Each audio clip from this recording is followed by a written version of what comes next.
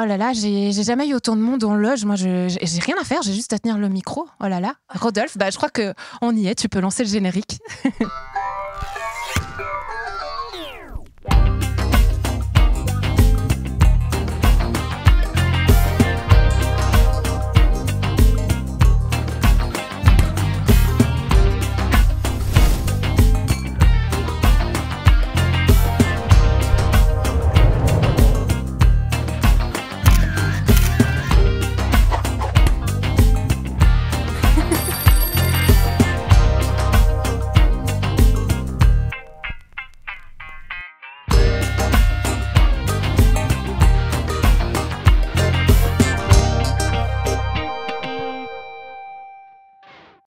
Bonjour, bienvenue dans Fais voir ta région. Aujourd'hui, on vous propose une émission spéciale, un véritable spectacle et libre. On tend le micro à des artistes qui repoussent les frontières du genre, de la scène et du regard qu'on porte sur le monde.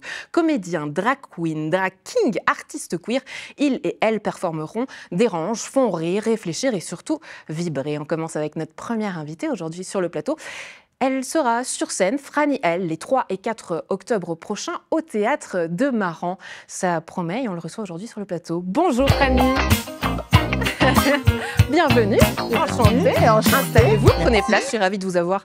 Il, elle, je me perds déjà dès le début de l'émission. Alors aujourd'hui je suis en il, je suis en homme, donc vous pouvez me dire il aujourd'hui. Il, enchanté, Franny L. Qui êtes-vous pour ceux qui ne vous connaissent pas ?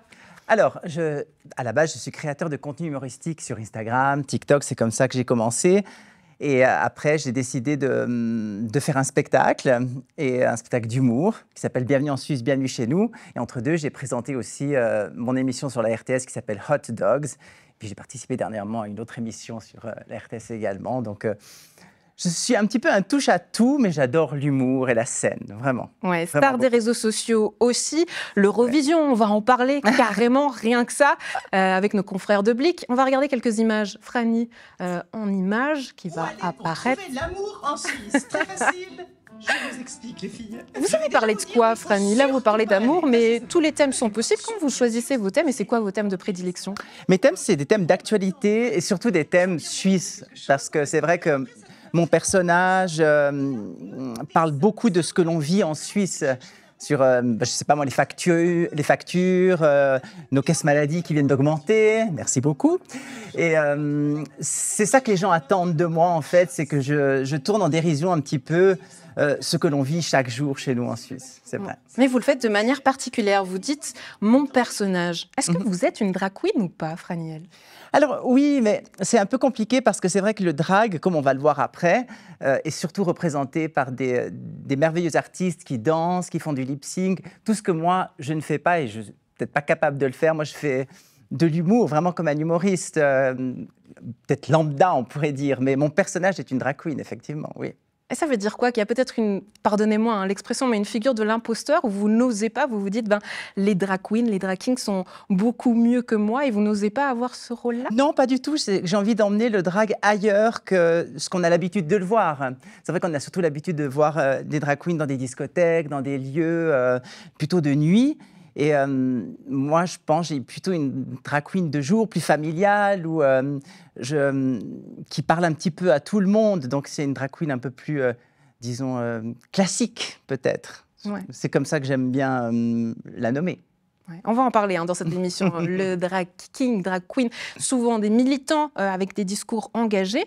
Est-ce que c'est votre façon aussi d'être sur scène en tant qu'artiste lorsque vous portez des messages ? Est-ce qu'il y a cet engagement-là ? Vous avez dit, ouf, nos assurances qui augmentent encore. Est-ce que vous portez ces discours de manière engagée ? Alors moi, mon discours, mon engagement, il est plutôt pour faire rire les gens et pour qu'ils oublient leur quotidien. C'est surtout ça mon but. Moi, je ne suis pas là pour dire aux gens vous devez penser comme ça, vous devez voter ça, il faut faire ça comme ça. Je ne suis pas ce genre-là. Je suis plus du type venez me voir. Si vous venez me voir pendant 1h10, vous allez oublier votre quotidien et on va se marrer ensemble. Mais c'est tout. Je n'ai pas envie d'être un donneur de leçons ou autre chose. Je n'ai pas, pour l'instant, en tout cas, cette prétention-là. Ouais, on va regarder d'autres images parce que j'adore, on ne peut pas s'en passer. Je crois que ça a été difficile au départ, Franny, quand vous avez commencé, notamment l'acceptation de votre maman. Est-ce que vous voulez nous en dire un petit mot ? Oui, parce que ma mère a tout de suite accepté mon homosexualité, mais le fait que je m'habille en femme, pour elle, il y avait cet amalgame que beaucoup de gens font, penser que j'allais devenir une femme moi-même, que je n'étais pas bien dans mon corps. C'est vrai que quand on est transgenre, mal dans son corps, c'est quelque chose de très compliqué à gérer, et souvent on confond le drag avec le transgenre. Et ma mère, je lui ai fait comprendre que je suis très bien en homme, comme on me voit aujourd'hui, mais j'adore me déguiser en femme, en drag queen, pour mes spectacles. Mais ça s'arrête là. Qu'est-ce que ça a permis, du coup, de différents ce personnage? Est-ce que vous avez osé d'autres choses que vous n'osiez pas en tant que... Ah oui, Franny L, avec sa perruque, est beaucoup plus dingue, elle ose beaucoup plus parce que c'est pas moi, en fin de compte. Donc quand on n'est pas nous-mêmes, comme un comédien qui jouerait le rôle d'un autre personnage, on ose peut-être plus de choses, et on sait que comme le personnage n'existe pas réellement dans la vie de tous les jours, il peut se permettre de dire des choses que peut-être moi, en tant qu'animateur télé, je ne pourrais pas dire, par exemple, en tant qu'homme. Ouais, un petit mot sur l'Eurovision, parce que j'en ai parlé tout à l'heure, on vous a vu.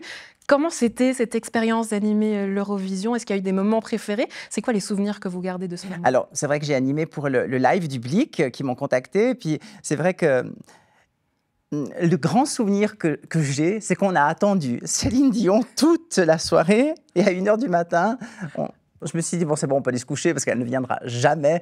Mais c'était une expérience incroyable. D'ailleurs, toute cette histoire d'Eurovision avait commencé avec le duo que j'ai fait avec Marie-Thérèse Porchet pour le Réveillon sur la RTS. Donc, je crois que j'oublierai jamais cette édition de l'Eurovision, ça c'est sûr et certain. Ouais. Certains disent de vous d'ailleurs que vous êtes une autre version de Marie-Thérèse Porchet. Je ne sais pas si vous êtes d'accord à la maison. Une version plus moderne, réseau social de Marie-Thérèse Porchet. Ça vous va ou pas, cette définition? Alors, je ne sais pas si je suis la nouvelle version. D'ailleurs, Joseph Gorgoni, qui est Marie-Thérèse Porchet, on en a discuté ensemble quand il m'a contacté pour faire ce duo. Il dit on se ressemble dans nos différences.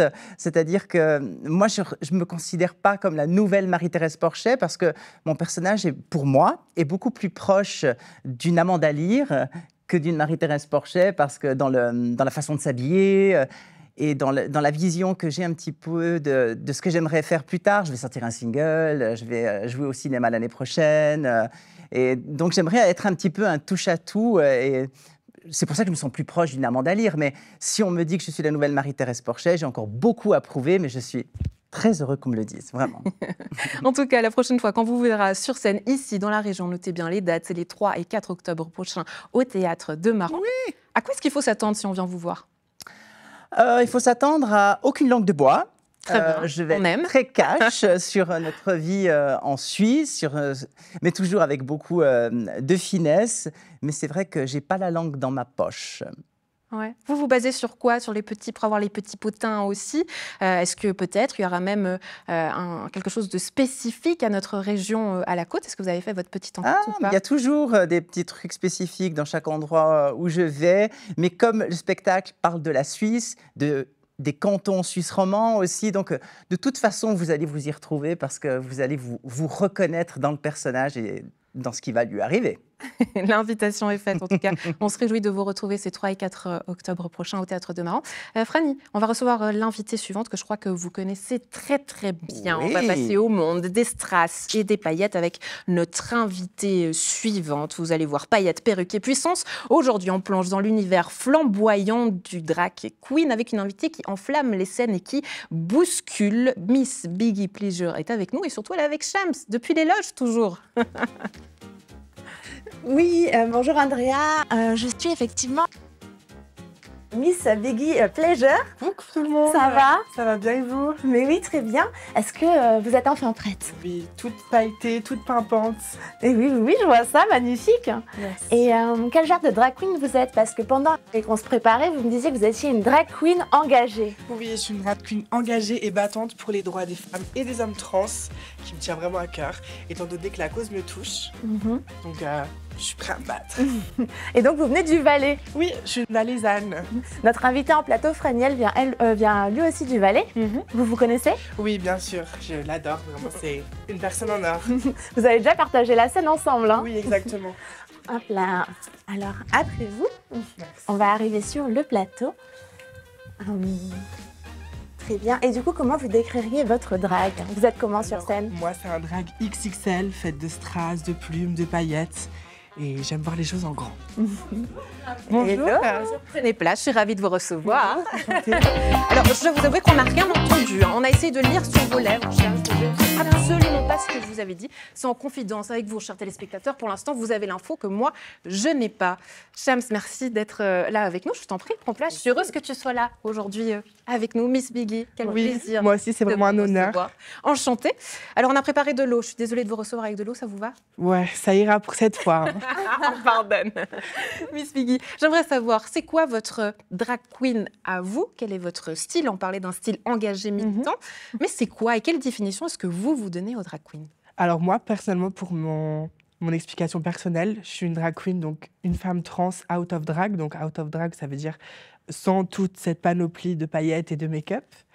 Et vraiment, j'aime vraiment passer des messages forts dans mes performances et montrer vraiment qu'on peut être une drag queen et une femme trans et engagée.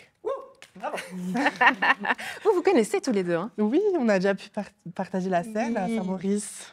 Oui, parce qu'en fait, j'avais présenté une soirée qui s'appelle La Sainte Mère. C'est une première édition d'une scène ouverte pour tout plein d'artistes, pas que des drag queens, des chanteurs, des danseurs. Et puis, j'ai présenté cette soirée et elle était là. Et je l'ai trouvée merveilleuse parce qu'elle représente un drag qui n'existe pas vraiment beaucoup encore aujourd'hui, parce que c'est vrai qu'on est dans la dictature des femmes très très minces, et elle a des formes magnifiques et elle est magnifique. Moi j'ai eu mon coup de cœur pour elle, et parce qu'elle fait quelque chose que moi je ne fais pas, et donc félicitations, tu le fais très très bien. Merci beaucoup. Ouais, on va revenir un petit peu sur votre parcours. La première fois que vous étiez sur scène, j'imagine que c'est un souvenir que vous n'avez pas oublié, c'était comment? Oui, en fait c'était à Sion, donc il y avait une scène ouverte. Donc dans un pub, un bar. Et en fait, la première fois que je suis montée sur scène, vraiment, c'était une adrénaline tellement intense et tellement réjouissant que c'était que du bonheur. Et vraiment, ça m'a beaucoup plu. On va voir quelques images de votre performance. Shams, je te laisse peut-être commenter. On a dit peut-être la spécificité de Miss Biggie Pleasure avec son engagement. Mais toi, qu'est-ce qui te plaît chez elle? Bien justement, l'engagement, le fait qu'elle porte des messages sur scène et d'avoir quelque chose à transmettre en dehors des strass et des paillettes, que j'aime beaucoup, je dois avouer. Mais c'est vrai que sur scène, dans un numéro, on a parfois, en tout cas pour moi, besoin de plus, d'avoir besoin d'un message. Et par exemple, dans cette vidéo-là, vous le transmettez parfaitement. Oui. Ouais, ça, c'est un numéro qui est très important pour vous. Hein, oui, ça m'a beaucoup marqué. Parce qu'en fait, c'est mon premier numéro où j'ai eu des danseuses avec moi et où j'ai vraiment porté ce message donc, sur cette chanson de Balance ton poids de Angèle, qui signifie vraiment le pouvoir des femmes, les femmes un peu au pouvoir. Et vraiment, ça me titille vraiment ce message fort. Ouais, j'ai l'impression que c'est quelque chose qui vient même toucher quelque chose de cathartique chez vous. Ouais, exactement. Pourquoi?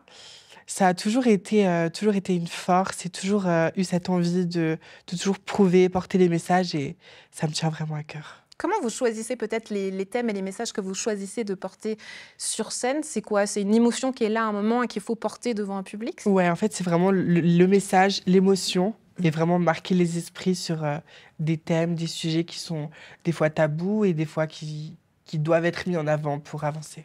Est-ce que vous pouvez nous citer certains exemples de messages? Oui, typiquement avec l'extrait là, donc sur le sujet des femmes. Après, bientôt, j'ai des nouvelles performances aussi sur tout ce qui est les femmes trans, les hommes trans, qui me tient vraiment à cœur de mettre en avant et de montrer qu'on est là et qu'on a le droit d'exister. Très bien, on va voir une autre vidéo, je vous propose. Cette fois-ci, quel message était derrière cette performance-là? Donc là, c'est un message un peu d'une chanteuse que j'aime beaucoup, qui est Dua Lipa. Et c'est une femme vraiment qui m'inspire beaucoup tous les jours au niveau de son talent, de son show, tout ça. Et ça m'a vraiment beaucoup inspiré à faire cette performance en live. Ouais. Est-ce que vous avez l'impression, toutes les deux, qu'aujourd'hui, vous touchez un public différent, ou que le public, en tout cas, il reçoit votre message de manière différente, sachant que vous êtes comédien, vous vous définissez en tant que tel, et vous, Miss Biggie Pleasure, vous êtes drag queen, assumée, militante, engagée. Est-ce que vous avez l'impression de... Voilà. Oui, mais je pense qu'on a un public différent, parce que chez moi, c'est beaucoup plus... On me dit souvent la drag queen des hétéros, puisque mon personnage... parle beaucoup de problématiques et de choses qui concernent tout le monde, et très peu de d'LGBT.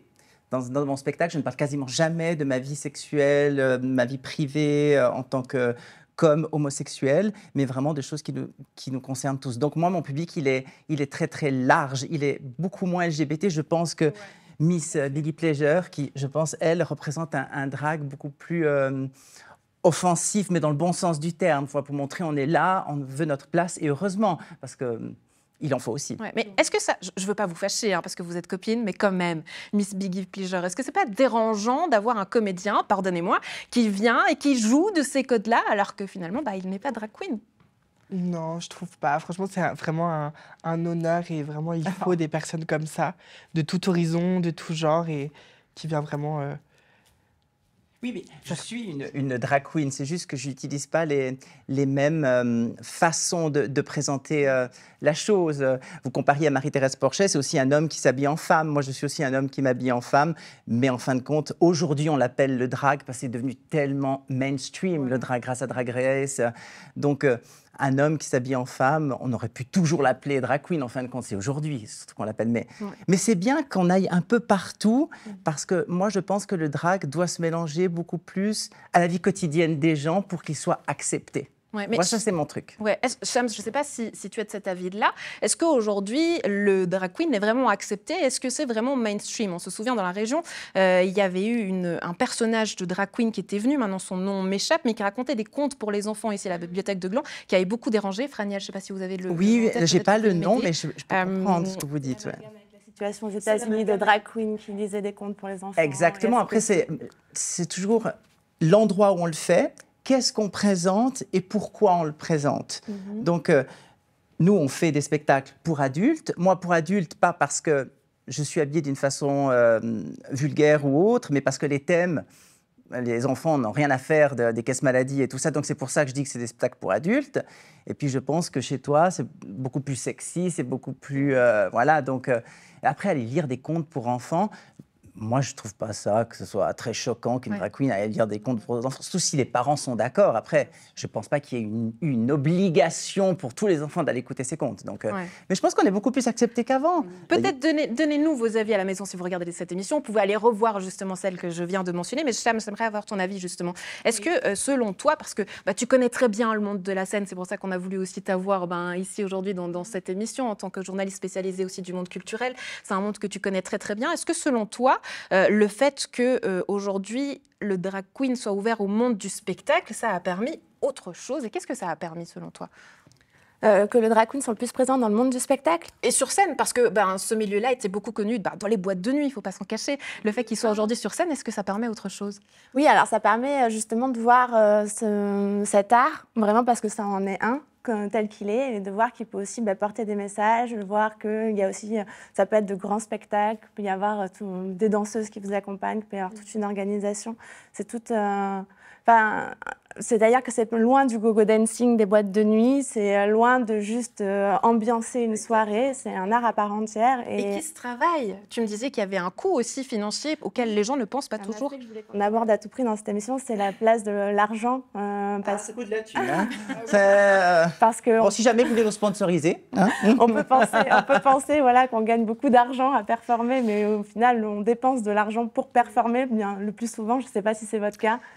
Mais moi, je pense que, de mon côté, j'ai la chance parce que, voilà, vous dites que je suis comédien, mais ma chance à moi, c'est que je suis devenue un peu une personnalité, une célébrité, entre guillemets, de la Suisse romande. Donc, je gagne encore bien ma vie là-dedans.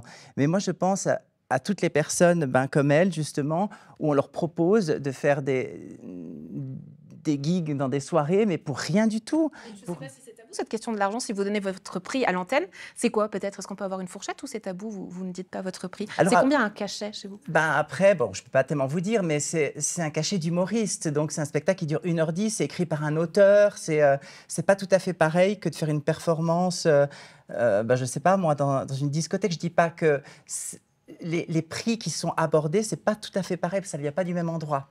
Donc, quand moi, je suis scandalisée quand j'entends que des drag queens, on leur donne 100 francs pour performer, quand il faut payer une perruque, il faut payer des habits, on prend 3 heures pour se maquiller. Ouais, bien sûr. Donc ça, c'est scandaleux, parce qu'on a l'impression que que c'est juste des mecs qui s'habillent en femmes et qui dansent et puis que c'est facile. C'est loin d'être facile, même moi je le fais pas. Donc pour dire c'est pas facile. Dans l'autre sens peut-être, c'est quoi votre budget mensuel, Miss Biggie Pleasure, Pour le drag, performer? Oui. bon, moi, étant donné que ça fait 1 an à peu près que je fais du drag et que j'ai pas souvent des shows, mais j'en ai quand même, c'est à peu près, compter le make-up, les tenues, les wigs, en tout cas 300, 400, ça peut aller jusqu'à 500 francs pour des tenues ou même juste une perruque qui sont déjà coiffées, par exemple. Ça peut monter très cher, les perruques. Et vous en vivez aujourd'hui de cette Non, pas encore. J'aimerais beaucoup dans le futur pouvoir en vivre, mais pour l'instant, ça reste occasionnel. Miss Biggie Pleasure, vous êtes là et vous nous ravissez aujourd'hui de l'honneur d'une performance en live sur le plateau de Fais voir ta région. Oui. Je vous laisse prendre place, c'est juste ici. Shams, tu auras le micro dans la main. Franny, je compte sur vous pour qu'on mette l'ambiance, hein, toujours à l'eau, on le précise. Allez. Et puis, en régie, Rodolphe, tu pourras lancer la chanson quand tu veux. 3, 2, 1, c'est parti.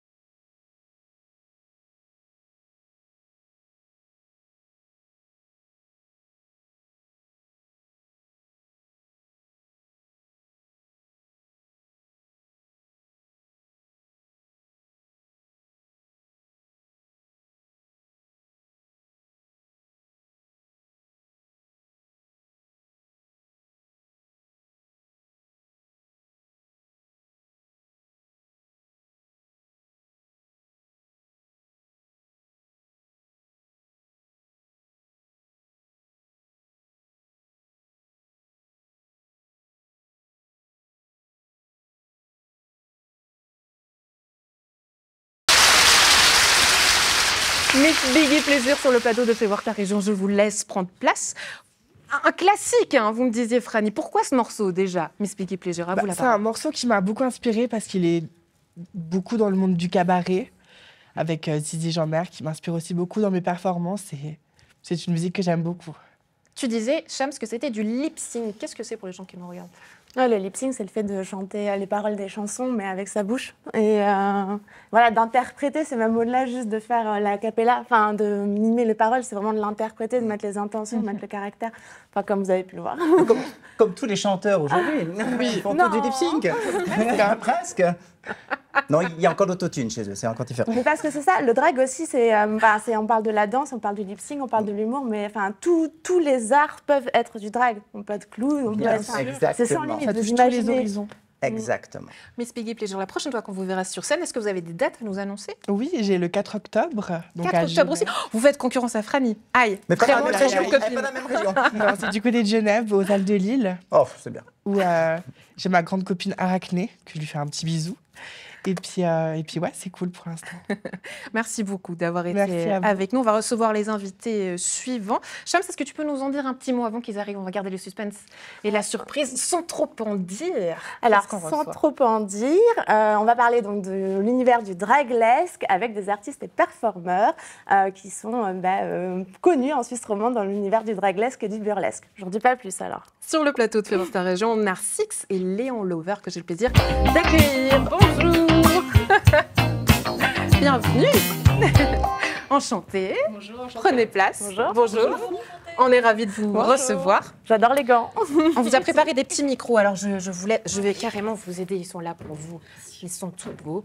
Merci beaucoup. Merci. Est-ce que vous pouvez vous présenter? Alors moi, je préfère m'appelle que vous le Narsix. fassiez parce que comme ça, les choses sont dites de manière juste et précise. Je vous en prie. Ça marche. Alors moi, je m'appelle Narsix et je suis artiste et performeur et prof de draglesque. Et moi, c'est Léon Lover. Je suis artiste queer, performeur, drag king et burlesque également. Et également enseignant de draglesque.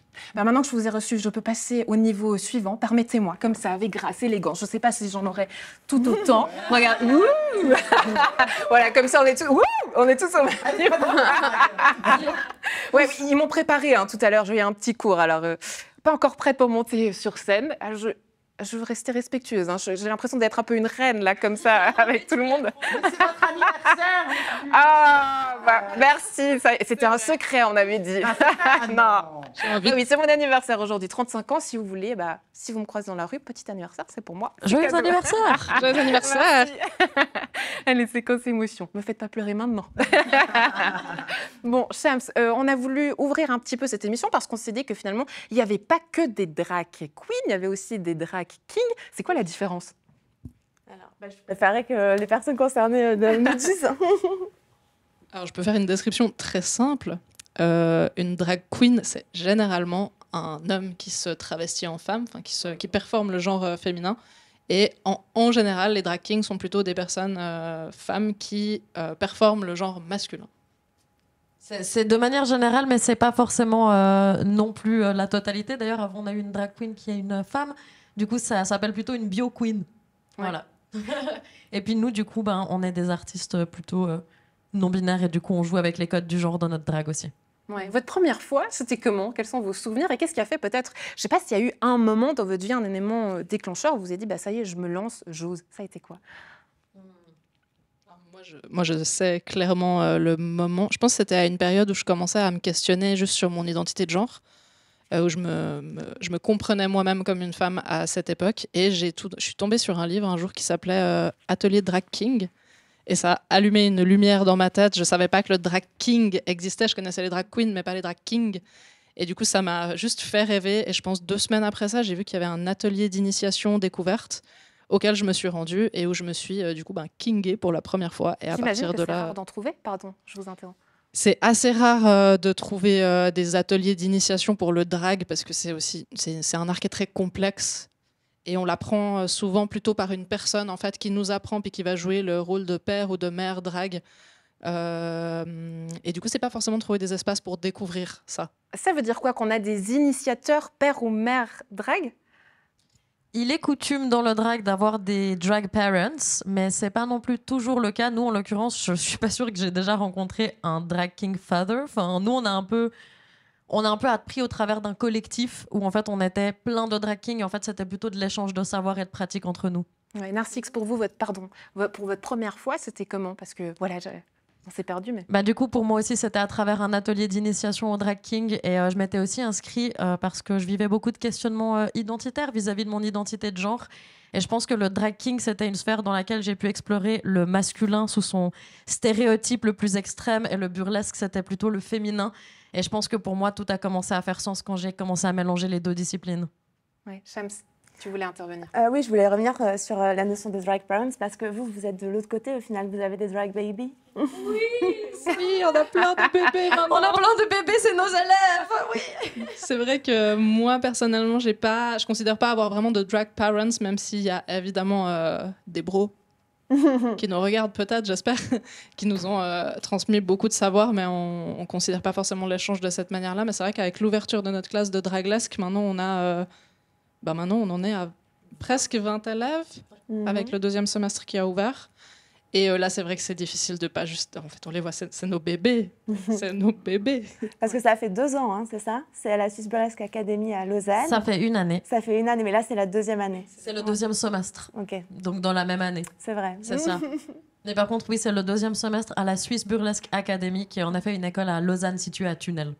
Voilà, ça c'est fait, c'est pour l'info. Si ça vous intéresse, n'hésitez pas à vous inscrire. On parlait tout à l'heure d'un art engagé.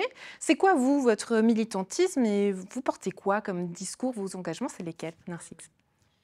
Écoute, il y en a beaucoup, je pense, de mon côté, rien qu'être une personne queer et de monter sur scène en utilisant des codes de travestissement de manière générale, socialement parlant, ça vient choquer, ça vient déranger.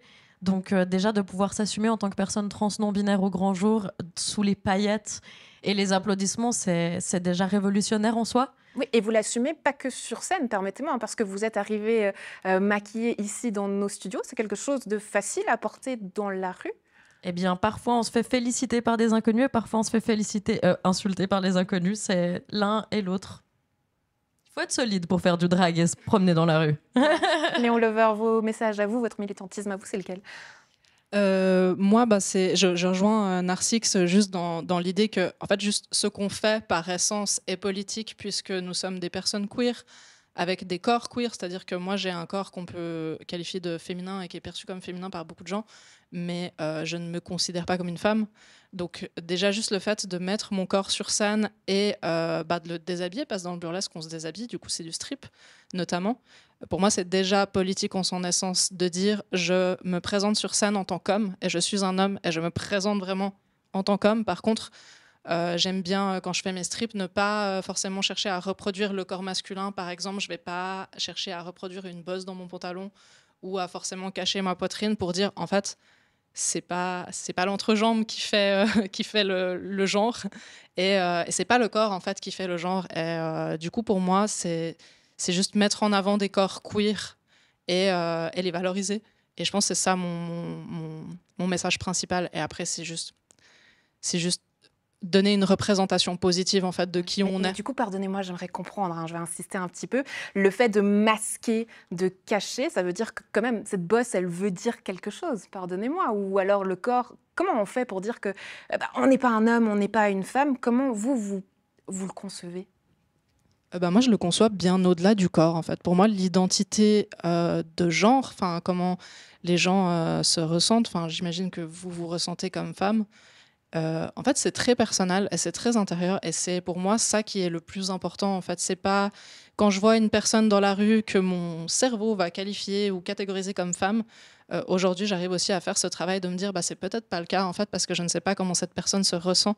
Et de pouvoir mettre en scène ça, en fait, de dire vous voyez quelque chose, mais vous savez pas ce qui se passe à l'intérieur, donc vous pouvez pas partir du principe. En fait, j'ai envie de dire tout bêtement, l'habit ne fait pas le moine. Et c'est un peu pareil, genre on pourrait dire l'expression de genre ou alors les parties génitales ne font pas la personne qu'on est, en fait, ne font pas le genre, ne font pas l'humain, ça ne fait pas notre identité.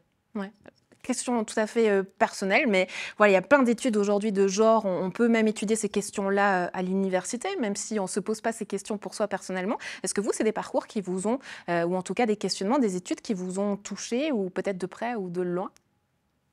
Je crois pas que j'ai compris la question. Est-ce que vous avez fait des études de genre? Parce qu'aujourd'hui, je sais, c'est une question qui est totalement personnelle et inverse de tout ça, mais outre que l'aspect très personnel, identitaire, est-ce que vous vous êtes posé ces questions-là de manière académique, entre guillemets? Alors non, pas de manière académique de mon côté. Pour vous? Moi, personnellement, j'ai suivi j'ai une formation bachelor en sciences sociales et philosophie à l'Université de Lausanne, durant laquelle j'avais la chance de pouvoir choisir beaucoup des thématiques de mes cours. Donc, j'ai pris tout ce qui allait en lien avec les études genre. Et je me suis vraiment passionnée, en fait, pour ces thématiques-là. Et c'est notamment En fait, c'est un peu la déconstruction et l'analyse académique qui m'a permis de prendre conscience de moi-même et du fait qu'au niveau de mon genre, j'avais peut-être autre chose que ce qu'on m'avait dit depuis ma naissance et qui m'a ouvert un peu ce chemin de me questionner sur le genre, d'avoir envie de jouer avec les identités et de jouer avec les expressions de genre.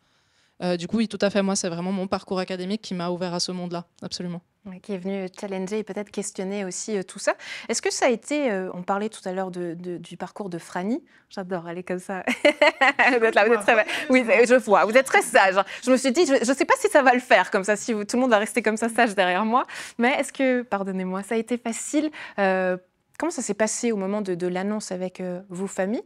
Ça a été facile, compliqué? Comment est-ce que tout ça est venu chambouler ou pas votre quotidien? Ah, ça a été compliqué. Ah, ça l'est encore. Du coup, on fait des performances sur scène. Et c'est aussi une manière, en fait, de pouvoir être fière de moi sans avoir besoin de l'avis de mes parents. Simplement, je suis sur scène, je suis moi et je sens, en fait, que je suis à ma place. Ouais, vos proches viennent vous voir sur scène? Ils ont essayé. On n'essaye plus maintenant. D'accord. Donc, il y a encore ce petit passage à faire pour vous, Léon Lover. Moi, j'ai un petit peu plus de chance de ce côté-là. Mes parents comprennent pas grand-chose, mais sont plutôt enjoués à l'idée que je fasse du spectacle. Parce que je faisais déjà du spectacle dans le salon en fait quand j'étais petit, donc ça va dans la suite logique. Mais j'ai la chance qu'ils viennent me voir par-ci par-là. Ils comprennent pas tout, mais ils essayent de m'encourager comme ils peuvent. Et un peu pareil au niveau de mon identité. J'ai l'impression qu'ils sont un peu perdus, mais qu'ils veulent respecter qui je suis. Et je pense que je suis déjà bien plus chanceux que beaucoup de personnes queer à ce niveau-là.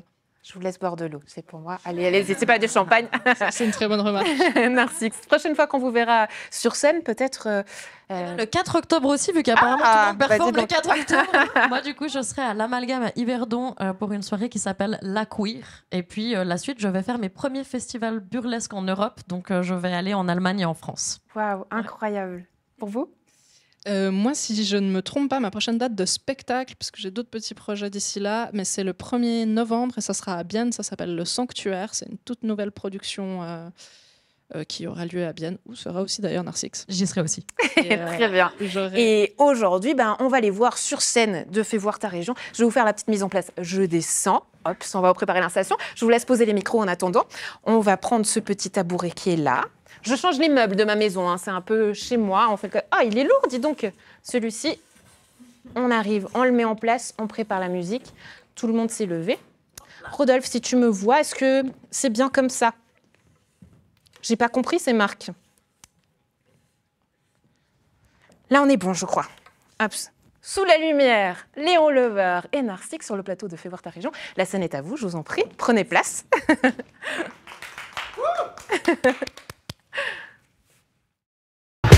Je suis un missionnaire de la drague, je l'avoue. Le kiki au toutou en espadrille à clous. Elle craquait sur les sièges, les pendentifs. J'ai la poupée d'E.T. dans ma Golf GTI. Où elle était émotive en parlant de Jean-Yves, un amant incompris qu'elle quitta pour Henri. Mais oui. Mais je me foutais de sa vie et surtout de son avis, beaucoup moins de son envie. Tu veux pas, je reste en vie. Je suis un machistador.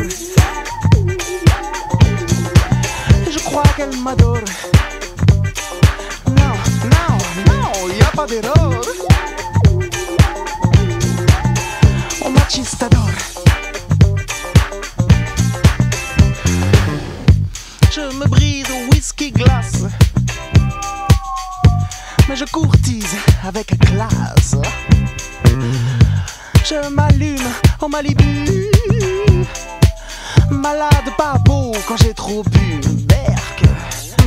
Point de vue image du monde, à votre âge, c'est immonde de vivre sur le cul de ces individus qui n'ont pas plus à dire que Raoul sur sa tire. Je suis un machistador.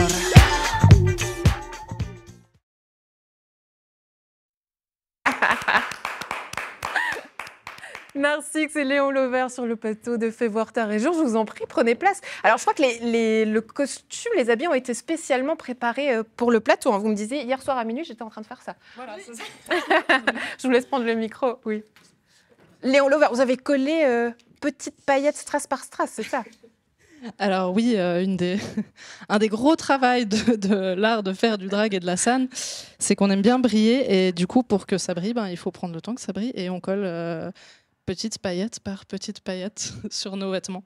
Ouais. Toujours plus de stress. On en a jamais assez. On parlait tout à l'heure de cette question financière, mais pour vous, sans parler de ce côté, cet aspect financier et monétaire, c'est combien de temps pour vous préparer avant un show? Alors, make-up, 3 heures environ. Tenue, ça dépend combien il y a de performances, mais il y a des tenues qui prennent 20 minutes à enfiler sans problème. Et après, il y a encore le déplacement et tout ça. C'est une journée de travail complète d'aller faire un show drag. C'est en tout cas 12 heures. Ouais. Si vous aviez un seul message à faire passer, c'est ma dernière question avant de vous laisser partir. Qu'est-ce que ça sera pour vous? Ça serait ça aujourd'hui la revendication? Le message, il est là. C'est n'oubliez pas qu'on existe et qu'il faut nous booker parce qu'on est beaucoup. Il y a beaucoup de kings, même si on les voit moins que les drag queens. C'est ça le message. Léon Lever et Narcisse. Merci beaucoup d'être...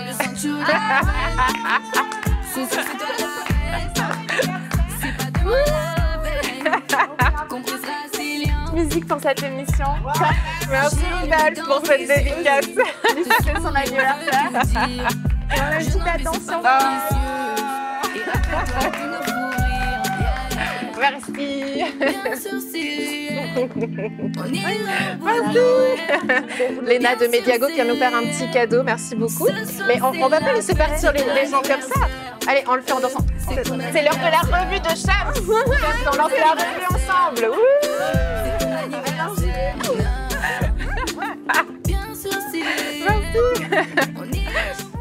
Allez, c'est l'heure de l'agenda, tout le monde s'installe. Plein de spectacles à voir dans la région, plein de dates à ne pas manquer.